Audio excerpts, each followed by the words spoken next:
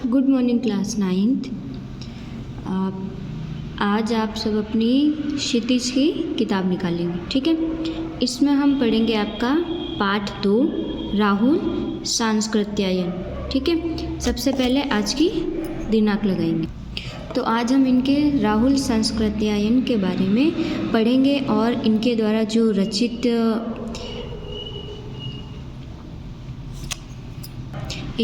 जो लिखी गई रचना है उनको हम आज पढ़ेंगे लिहासा की और, ठीक है।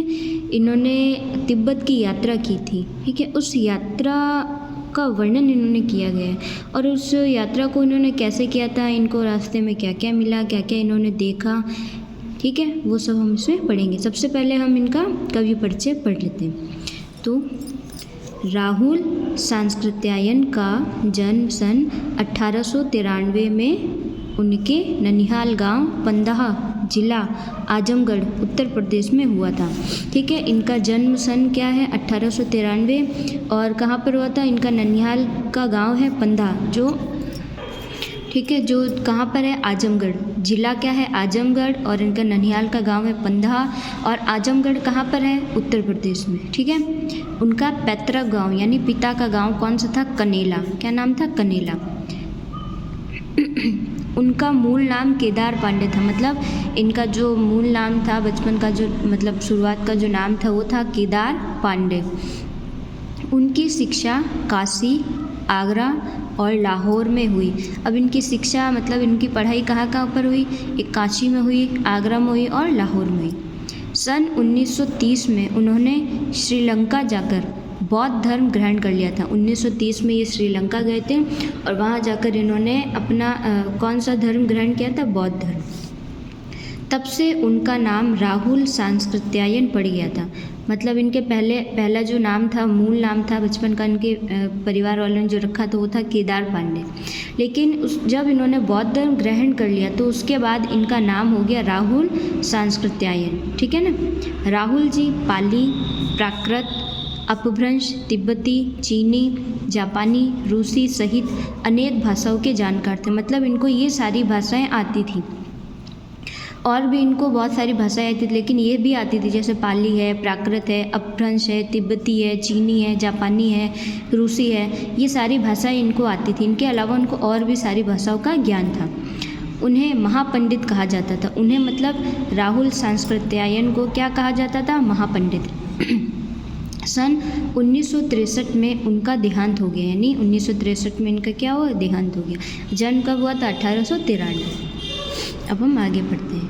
राहुल सांस्कृत्यायन ने उपन्यास क्या होता है, उपन्यास क्या होता है, देखो, कल्पित और लंबी कहानी जिसमें क्या बहुत सारे पात्र होते हैं और बहुत सारी घटनाएं होती है, उसे हम उपन्यास कहते हैं। उपन्यास में क्या होता है, कल्पित होती है, मतलब मन से बनाई हुई होती है और बहुत ही लंबी कहानी होती है जिसमें बहुत सारे लोग होते हैं और बहुत सारी उसमें घटनाएं होती है, ठीक है। कहानी, आत्मकथा, अपने बारे में लिखना, यात्रा व्रत यानी इन्होंने जो भी यात्रा की है उसके बारे में बताना, जीवनी, इनके जीवन में जो कुछ भी घटित हुआ, अच्छा बुरा, वो सब सारा अपनी जीवनी में बताना, ठीक है। आलोचना, कोई भी एक विशेष व्यक्ति, ठीक, कोई भी एक विषय वस्तु व्यक्ति, ठीक है, उसके बारे में गुण या दोष बताना, शोध आदि अनेक विधाओं में साहित्य सृजन किया, ठीक है। इतना ही नहीं, उन्होंने अनेक ग्रंथों का हिंदी में अनुवाद भी किया। इन्होंने उपन्यास, कहानी, आत्मकथा, यात्रा व्रत, जीवनी, आलोचना, शोध, इनमें तो साहित्य सृजन किया ही, मतलब रचनाएं की, लेकिन उन्होंने क्या किया, और भी जो ग्रंथ थे उनका हिंदी में अनुवाद किया, ठीक है। अलग जो भाषा थी उससे क्या किया, हिंदी में अनुवाद किया। जैसे मेरी जीवन यात्रा, इसके कितने भाग हैं, 6 भाग हैं। दर्शन, दिग्दर्शन, 22वीं सदी, वोल्गा से गंगा, भागो नहीं, दुनिया को बदलो, दिमागी गुलामी, घुमक्कड़ शास्त्र, उनकी प्रमुख कृतियाँ, ये इनकी क्या है, प्रमुख कृतियाँ बताई गई हैं, ठीक है। तो आपको इनके जीवन परिचय के बारे में याद करना है, ये आपके एग्जाम में एक प्रश्न जरूर आता है। इनका जन्म कब हुआ, कहाँ पर हुआ, ठीक है, इनका मूल नाम क्या था, इन्होंने कौन सा धर्म ग्रहण किया, ठीक है, कब किया, और फिर इनके बाद इनका नाम क्या पड़ा, ठीक है, इनको कौन कौन सी भाषाएं आती है, इन्हें क्या कहा जाता था, इनकी मृत्यु कब हुई और इनकी रचनाएं, ठीक है ना, ये सारे आपको याद करने पड़ेंगे। इनकी ये प्रमुख कृतियाँ हैं। साहित्य के अलावा दर्शन, राजनीति, धर्म, इतिहास, विज्ञान आदि विभिन्न विषयों पर राहुल जी द्वारा रचित पुस्तकों की संख्या लगभग 150 है। इन्होंने दर्शन पर, राजनीति पर, धर्म पर, इतिहास पर और विज्ञान पर, ये इनके विषय थे। इन विषयों पर भी इन्होंने पुस्तकें लिखी है, जिनकी मतलब किताबें लिखी है, जिनकी संख्या कितनी है? 150। राहुल जी ने बहुत ही लुप्तप्राय का अर्थ होता है जो चीज़ें गायब हो गई है, अब मिलना मुश्किल है, उन सामग्री का उद्धार कर अत्यंत महत्वपूर्ण कार्य किया। यात्राव्रत लेखन में, यानी ये जो यात्राव्रत लेखन है, इसमें राहुल जी का स्थान अन्यतम है, मतलब बहुतों में एक, सर्वश्रेष्ठ है उनका स्थान। उन्होंने घुमक्कड़ी का शास्त्र रचा। घुमक्कड़ी मतलब इन्होंने जो भी अपने जीवन में जितने भी इन्होंने यात्रा की, घुमक्कड़ी का अर्थ होता है बहुत ज़्यादा घूमने वाला, उसका शास्त्र मतलब उसमें भी रचना की और उससे होने वाले लाभों का विस्तार से वर्णन, मतलब घूमने से क्या क्या लाभ होता है उसका भी इन्होंने मतलब विस्तार से बताया है कि हम जब एक जगह से दूसरी जगह घूमने जाते हैं, ठीक है, तो इनका स्थान क्या है? सर्वश्रेष्ठ, बहुतों में एक, सब में सबसे ज़्यादा है। तो घुमक्कड़ी का अर्थ तो बहुत ज़्यादा घूमने वाला, तो ये घूमने एक जगह से दूसरी जगह घूमने जाते हैं तो हमें वहाँ का रहन सहन, वहाँ की संस्कृति, वहाँ की भाषा, सबके बारे में पता चलता है, तो उनसे होने वाले लाभों का भी इन्होंने विस्तार से वर्णन किया है। मंजिल के स्थान पर यात्रा को ही घुमक्कड़ का उद्देश्य बताया कि इन्होंने राहुल संस्कृतियाँ घुमक्कड़ी। अब आगे पेज टर्न करेंगे।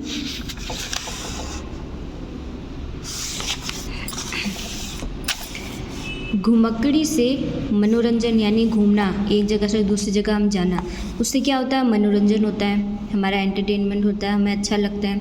ज्ञानवर्धक मतलब हमारे ज्ञान में वृद्धि होती है, हमें वहाँ के जो पुरातात्विक स्थल होते हैं, जो पुरानी चीज़ें होती हैं, उन्हें देखने का मौका मिलता है तो हमें पता चलता है। और अज्ञात स्थलों की, यानी जो जगह हम नहीं जानते हैं, अज्ञात होती है, उनकी जानकारी हमें मिलती है। के साथ साथ वहाँ की भाषा, वहाँ की संस्कृति, वहाँ के लोग कैसे रहते हैं, क्या करते हैं, कैसे खाते पीते हैं, ठीक है, तो उसका भी क्या है? आदान प्रदान होता है। राहुल जी ने विभिन्न स्थानों के भौगोलिक वर्णन, जैसे नदी, पहाड़, तालाब, ठीक है, और ना हमारी पृथ्वी, ठीक है, तो इन स्थानों का भौगोलिक वर्णन के अतिरिक्त क्या, वहाँ के जनजीवन की सुंदर झांकी मतलब प्रस्तुत की, मतलब वहाँ का जो जनजीवन है, वहाँ के जो लोग हैं, उनके बारे में बहुत ही अच्छे तरीके से बताया है, एक झांकी प्रस्तुत की है। अब हम पढ़ते हैं कि इस पाठ में हमें पढ़ने के लिए क्या मिलेगा। संकलित अंश, मतलब ये जो अंश लिया गया है इस पाठ में, वो क्या है? राहुल जी की प्रथम तिब्बत यात्रा से लिया गया, मतलब जब राहुल संस्कृतियाँ ने पहली बार जब तिब्बत की यात्रा की थी, उससे इसे लिया गया, जो उन्होंने सन 1929-30 में नेपाल के रास्ते से की थी। तिब्बत कहाँ गए थे? वो नेपाल के रास्ते से गए थे। और कब? 1929 और 30 में। उस समय भारतीयों को तिब्बत यात्रा की अनुमति नहीं थी। उस समय क्या था? भारत के जो लोग थे उन्हें तिब्बत यात्रा करने के लिए मना था कि वो वहाँ पर तिब्बत की यात्रा नहीं कर सकते थे। इसलिए उन्होंने यह यात्रा एक भिखमंगे के, मतलब उन्होंने ये यात्रा कैसे करी? एक भिखमंगे के छद्म वेश, यानी उन्होंने भिखारी का रूप धारण किया, भिखारी का वेश लिया, ठीक है, और उस वेश में, यानी उस वेशभूषा में एक भिखारी बन के वो कहाँ गए थे? तिब्बत गए थे।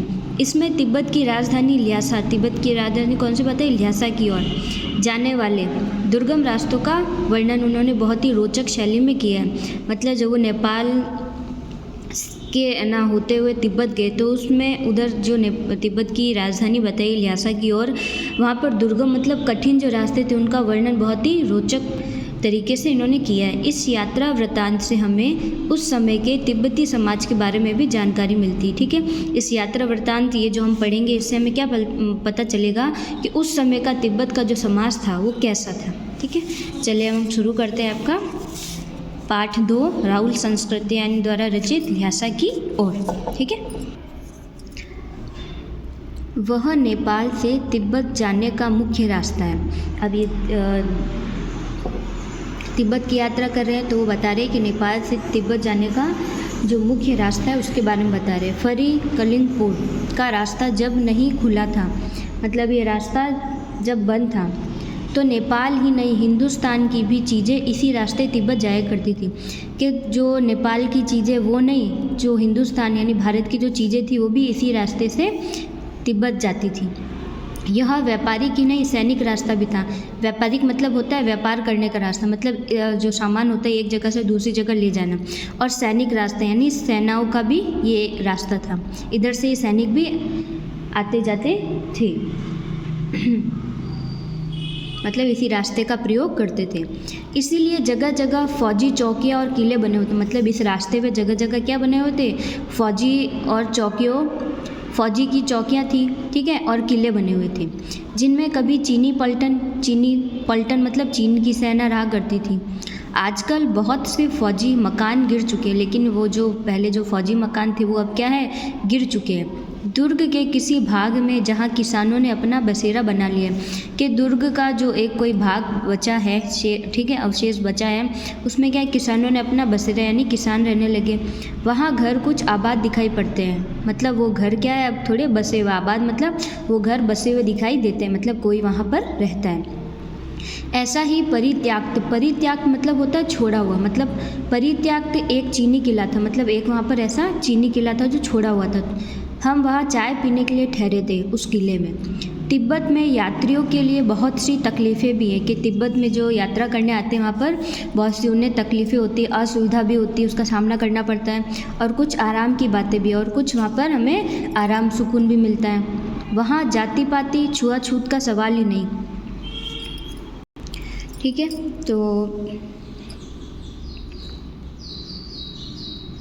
तो फिर लेखक क्या होता है, एक परित्याग मतलब जो छोड़ा हुआ किला होता है, चीनी किला होता है, वहाँ पर चाय पीने के लिए बैठते हैं। तिब्बत में यात्रियों के लिए बहुत सी तकलीफ़ें भी और कुछ आराम भी होता है, मतलब जो यात्रा करने आते हैं। वहाँ जाति पाति छुआछूत का सवाल ही नहीं, कोई भी ऐसा नहीं है कि बड़ी जात का है छोटी जात है, कोई भी छुआछूत भेदभाव नहीं है, और ना ही औरतें पर्दा ही करती हैं, ठीक है, औरतें पर्दा नहीं करती।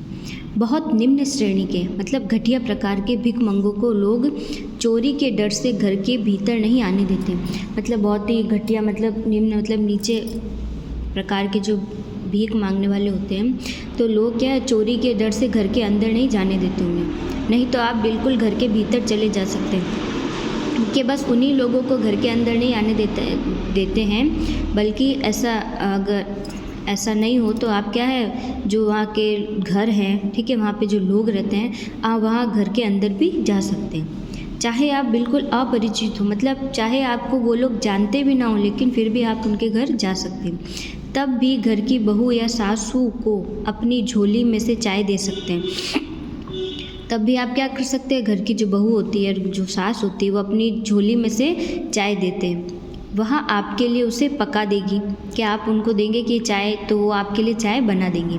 मक्खन और सोडा नमक दे दीजिए, वह चाय थोड़ी में कूट कर वह चाय,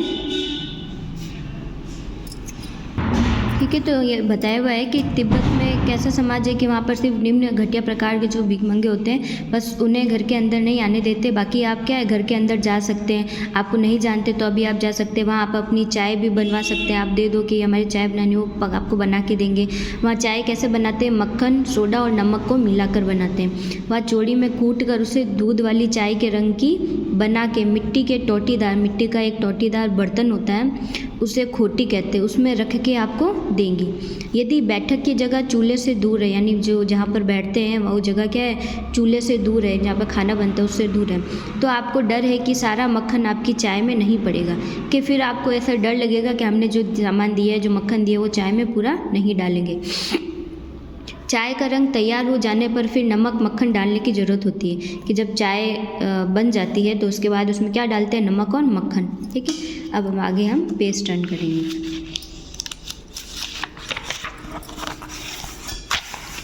परित्याग चीनी किले से जब हमने चलने लगे, मतलब लेखक कह रहा है कि जो छोड़ा हुआ किला था जिसमें हम बैठे थे चाय पीने के लिए, उसको छोड़कर हम जब आगे चले तो एक आदमी आया राहदारी मांगने, मतलब अनुमति पत्र मांगने आया, ठीक है।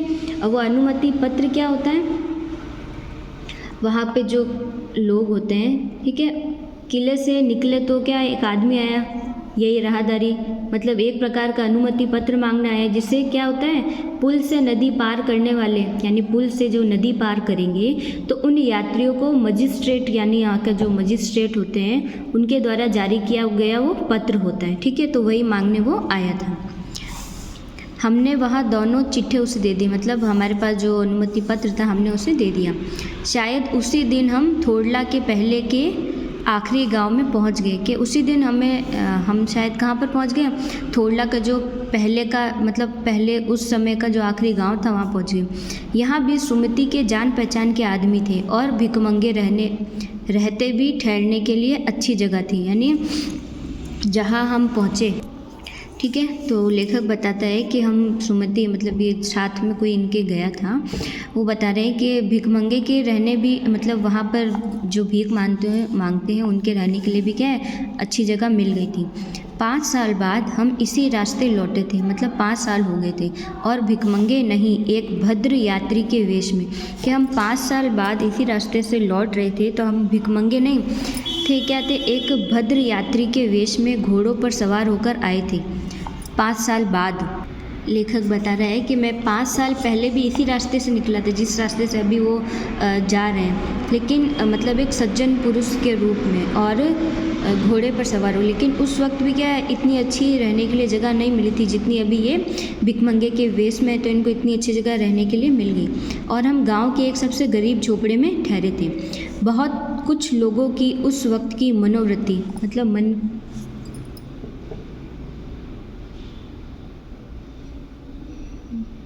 मनोवृत्ति मतलब मन की जो भावना होती है उस पर ही निर्भर है। खासकर शाम के वक्त क्षण मतलब होता है एक मतलब मदिरे की तरह एक पीने वाला पेय पदार्थ होता है, पीकर बहुत कम होश हवास को दुरुस्त रखते हैं। दुरुस्त मतलब होता है ठीक ठाक रहते हैं, उसको पीने के बाद ही बहुत ही मुश्किल से होश में रहते हैं। ठीक है, अब हमें सबसे विकट डांडा थोड़ला पार करना था। विकट मतलब कठिन। डांडे तिब्बत में सबसे खतरे की जगह है, मतलब एक जगह का नाम बताया डांडा थोड़ला, तो वो जगह क्या है तिब्बत में सबसे खतरनाक की जगह है। 16-17 हज़ार फीट की ऊंचाई होने के कारण, अब उसकी ऊंचाई तल से यानी धरती से कितनी है 16-17 हज़ार फीट की ऊंचाई होने के कारण उनके दोनों तरफ मीलों तक कोई गांव गिराव नहीं थे। मतलब वो इतनी ऊंचाई पर था कि उसके जो दोनों तरफ थे कोई भी गांव कुछ भी नहीं था। नदियों के मोड़ और पहाड़ों के कोनों के कारण वहाँ पर क्या थी, नदियाँ की मोड़ थी, पहाड़ों के कोने थे, बहुत क्या दूर तक आदमी को देखा नहीं जा सकता था, वो इतनी ऊंचाई पर था। उसके बाद उसके आसपास नीचे कोई गांव नहीं था, वहाँ सिर्फ नदियाँ और पहाड़ों के कोने थे, जिसके कारण वो क्या दूर तक आदमी नहीं देखा जा सकता था। डाकुओं के लिए यही सबसे अच्छी जगह है, मतलब जो आगे चोर डाकू थे उनके लिए यही सबसे अच्छी जगह मानी गई। तिब्बत में गांव में आकर खून हो जाए तिब्बत के गांव में आकर क्या खून हो जाए, तब तो खूनी को सज़ा भी मिल सकती है। कि तिब्बत में गांव में अगर किसी का खून हो जाता है तो जो खून करता है, जो मार देता है, उसको सज़ा मिल सकती है। लेकिन इस निर्जन मतलब सुनसान जगह स्थानों में मरे हुए आदमियों के लिए कोई परवाह नहीं करता है। मतलब इस जो सुनसान जगह यहाँ पर कोई मरा हुआ आदमी होगा तो उसकी कोई परवाह मतलब देख रेख करने वाला कोई, ठीक है, तो वो इतनी सुनसान जगह थी, वहाँ पर कोई मर भी जाता है तो कोई परवाह नहीं करता है, किसी को भी पता नहीं चल पाता है। तो इससे क्या है, सरकार भी क्या करती है, खुफिया विभाग और पुलिस पर उतना खर्च नहीं करती और वहाँ गवाह भी तो कोई नहीं मिल सकता। क्या अब सरकार क्या करती है, सरकार भी क्या करती है, उन खुफिया विभाग और पुलिस पर भी जो खर्च होता है वो नहीं कर पाती है। इसका कारण क्या है, यहाँ कोई गवाह भी तो नहीं मिल सकता है कि जो सुनसान जगह है यहाँ पर अगर कोई मर भी जाता है तो उस अगर पुलिस वहाँ देखने भी जाती है तो वहाँ पर पुलिस नहीं जाती है, क्योंकि वहाँ पर क्या है कोई गवाह भी नहीं मिलेगा, क्योंकि इतनी सुनसान जगह है, वहाँ कोई आता जाता नहीं। वो जो जगह बताई है डांडे थोड़ला, वो सिर्फ डाकुओं की वजह से ही उसे खतरनाक बताया गया है। ठीक है, इसीलिए सरकार भी क्या है उस पर ज़्यादा खर्च नहीं करती, मतलब वहाँ पर कोई भी मर भी जाता है तो कोई परवाह, कोई देख रेख वाला नहीं होता है।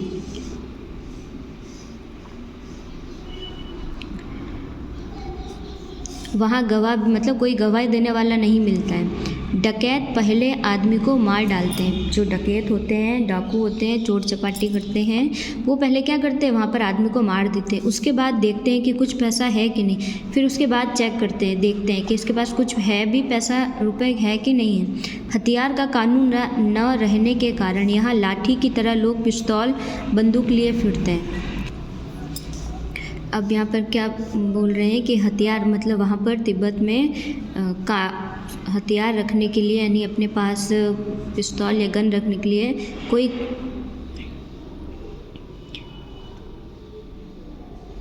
कोई कानून व्यवस्था नहीं है। ठीक है, इसलिए लोग क्या करते हैं, वहाँ लाठी की जगह क्या रखते हैं अपने पास, लाठी की जगह क्या रखते हैं, पिस्तौल रखते हैं, बंदूक लिए फिरते हैं। वहाँ पर ऐसा कोई कानून नहीं है कि आपके पास पिस्तौल और बंदूक क्यों, इसलिए सब लोग वहाँ पर लाठी की जगह क्या लेके घूमते हैं, पिस्तौल या बंदूक। डाकू यदि जान से ना मारे तो खुद उसे अपने प्राणों का खतरा है।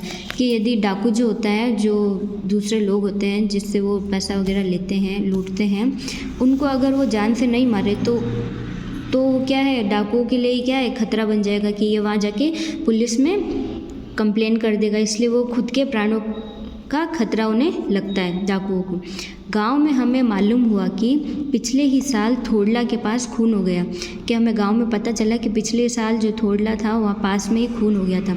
शायद खून की हम उतनी परवाह नहीं करते, कि शायद खून हुआ है तो हम इतनी परवाह नहीं करते, ध्यान नहीं देते हैं, क्योंकि हम भिखमंगे थे और जहाँ कहीं वैसी सूरत देखते टोपी उतार जीभ निकाल कूची कूची। कि हम ऐसा लगता है कि